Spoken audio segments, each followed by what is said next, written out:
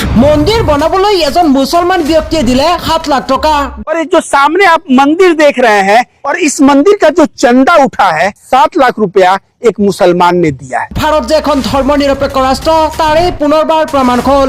এই যে মন্দিৰখন দেখিছে আপোনালোকে, এই মন্দিৰখন বনাবলৈ 10 লাখ টকাৰ প্ৰয়োজন হৈছিল, অৰ্থাৎ 10 লাখ টকা চান্দা তুলিছিল ৰাইজৰ পৰা। তাৰে ভিতৰত এজন মুছলমান ব্যক্তিয়ে 7 লাখ টকা দান কৰিছিল মন্দিৰখন নিৰ্মাণৰ বাবে।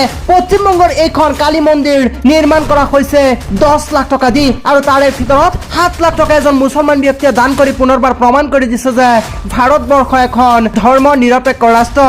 সঁচাকৈ যি এক প্ৰশংসনীয় পদক্ষেপ গ্ৰহণ কৰিছিল মুছলমান ব্যক্তিজনে।